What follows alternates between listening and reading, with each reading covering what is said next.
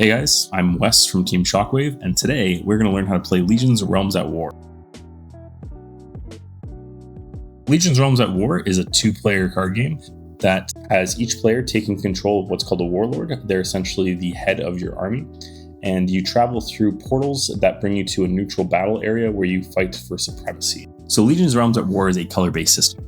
There are 9 different realms. Each realm is represented by a color. So when you're building a deck, you have to base your entire deck around your warlord. So you start that as your starting point, because like your warlord is kind of what decides what the general playstyle is of the deck for the most part.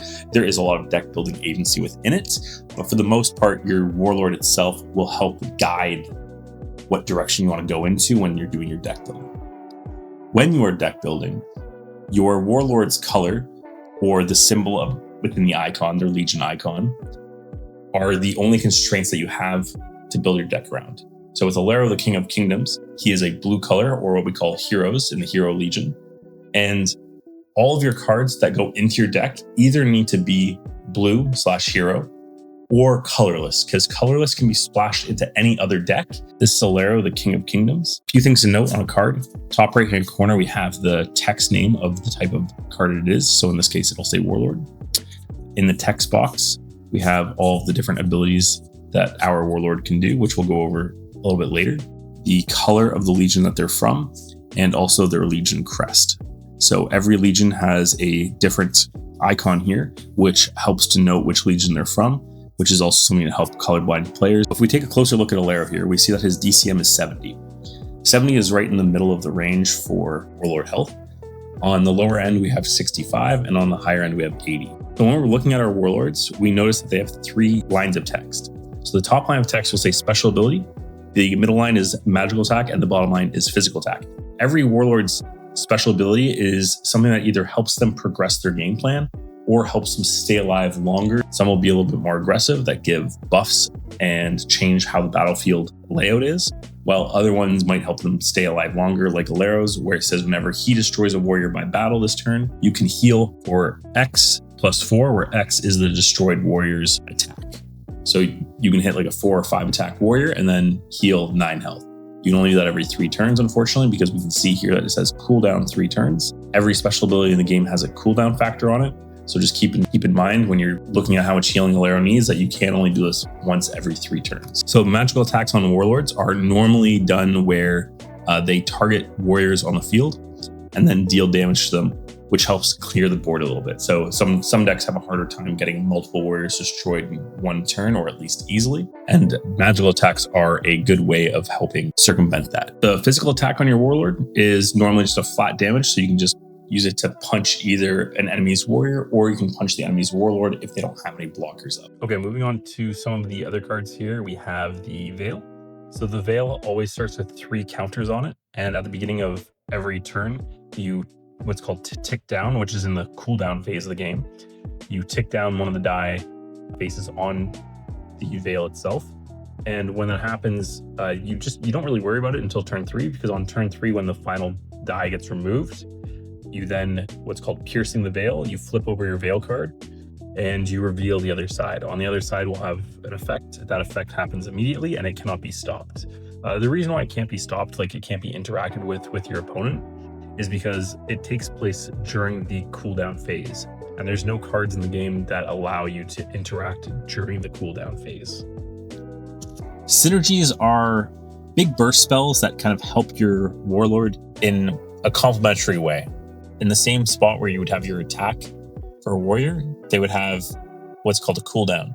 And this CD and a number means during your countdown phase at the beginning of your turn, you would tick down on this card, so that way you can play it again in X turns. So we're using Beacon of Hope, so we'll be able to use Beacon of Hope in 5 turns. Keep in mind that this cooldown does not start until after you first use it. Let's go over Guardians. Guardians have a unique mechanic which stipulates something to do with after the mulligan phase. Each Guardian has a unique effect that triggers after mulligan phases. Some Guardians have effects that take place depending on whether you're the first or the second turn player. So if you're a second turn player, you will sometimes want to take a Guardian that has additional effects, specifically stipulating if you go second. which kind of makes up that gap for when you don't go first. The other key things with Guardians is that they have AP. AP is one of the main resources in LRAW, as cards that save the keyword consume on them will remove AP from your total maximum. Guardians AP range anywhere from 50 to 80. While we're on the topic of resources, one of the other main resources is Bloodborne. So let's go over that now. In LRAW, the main resource system is your own life. So when you see a card that says Bloodborne on it, Bloodborne directly translates to deal damage to yourself to trigger effect. So if a card says Bloodborne 4, you'll deal 4 damage to your warlord and then trigger the effect. Okay, now let's take a look at a warrior card. This is Elijah, Monk of the Resistance. He's a 1-attack warrior and has the keyword Wisdom. So when we're looking at Elijah, we can see that he is a resistance warrior, as he has resistance in his card name. That means that he's going to fit with the rest of the resistance archetype for the deck that we're playing today. A warrior's attack is also their health. So if 2 warriors were to attack each other and they both have 1 attack, they would both die at the same time. To bring a warrior into play is called conscripting a warrior. Once per turn, you can conscript 1 warrior from hand. There are other ways to bring back warriors, whether it's reviving from your eradication, from your discard, or for searching them from your deck. But from your hand, you can only do 1 conscription per turn, unless other card effects state otherwise. Unified and fortified cards come in 3 types. You have one-time use cards, you have act cards, which are denoted here, and then you have armament cards, which are noted in the same place. When a unified card is played, if it is not an act or an armament card, it moves immediately to the discard pile after it is resolved. Act cards get placed face up on the field and then stay on the field until they're removed from play. Armament cards will, once activated, are attached to a warrior and get attached underneath the warrior card. Fortified cards are cards that you set face down on your side of the field, and then when it's your opponent's turn, you will activate them in response to them doing something. So normally when they would activate a unified card, you might respond with a card that negates and destroys the card, preventing them from playing it, or something that might bolster your own defenses, like attaching an armament to a warrior. The phases of the game are cooldown, reinforce, war phase, and end phase. During the cooldown phase, you will tick down the counter on your Veil and any cooldowns that you have on either your Warlord or your Synergy. During the reinforce phase, this gives an opportunity for your opponent to activate any Fortifieds card that specifically state that this card can be activated in the reinforce phase, and then you draw a card. During the war phase is kind of where everything happens. So you can conscript a warrior, you can play Unifieds, you can set Fortifieds face down. During the end phase, it gives your opponent an opportunity to respond by activating any Fortifieds they may have, but it also resets your warrior's health to either their original attack or their new modified attack.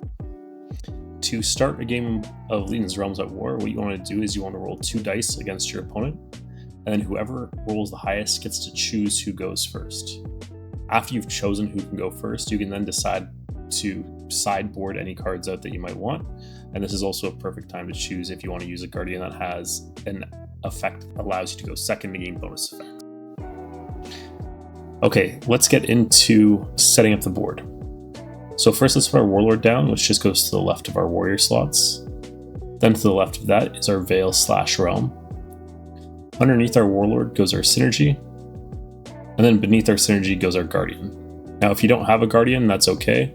You just start the game with 30 AP and no after mulligan effects. In the top right of our play mat, we have our deck.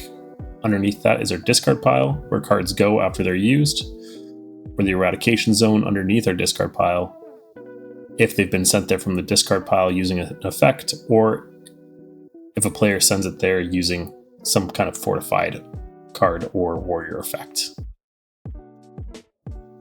Now that we've decided that we're going to go first, what we're going to do is we're going to draw 6 cards.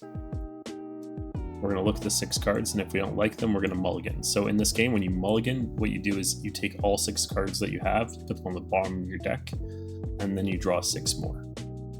The downside is that your opponent now draws an additional card. There's only one mulligan in Legion's Realms at War, so make sure it counts. Now that both players are finished their mulligan phase, we go to our Guardian and we trigger their after mulligan effects. So in this case, we can draw one additional card as we're playing Galterius. If we're the second turn player, Galterius says draw one additional card after mulligans. Then, if we're the second turn player, we can actually draw 2 additional cards during our first reinforce phase. So we draw 1 card for our initial reinforce phase, and then we draw 2 additional cards. So if you're the second turn player, you start the game with 3 additional cards. Okay, now that we have all this knowledge about how the game fundamentally works, let's just quickly take a look at how a sequence might look if 2 players are battling it out. When trying to resolve fortifieds and unifieds and the sequence that they build, you always start from the top and work your way down. So in this example here, Jackson goes to attack my warrior. I don't want him to die, so what I do is I attempt to equip a heroic plate mail. He then responds by adding a cry for bloodlust. That then gives me another opportunity to, if I have any other fortified cards I want to play, I can activate that one in response to it. Unfortunately, I don't have any. Now, just because I don't have any, that doesn't mean that he doesn't have a chance to add on to it some more. So he continues his own sequence by activating a second cry for bloodlust to give his warrior an additional 3 attack on top of the 3 he already gave him from the first cry for bloodlust, which then gives him enough attack boost to kill my warrior. Now, resolving that backwards, it goes his second cry for bloodlust, then his first cry for bloodlust, then my heroic plate mail, and then my warrior. So he gets his attack boosts, then my plate mail attaches to then get his attack boost, then the attack continues.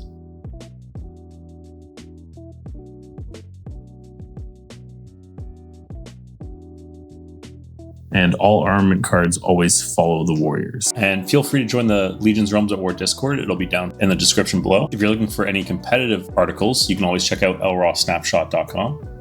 And if you want any deck building help, you can check out legionstoolbox.com. All the links will be down in the description. Okay, that should be everything that you need to know to get your first game of Legion's Realms at War started. So go out there and take down some warlords.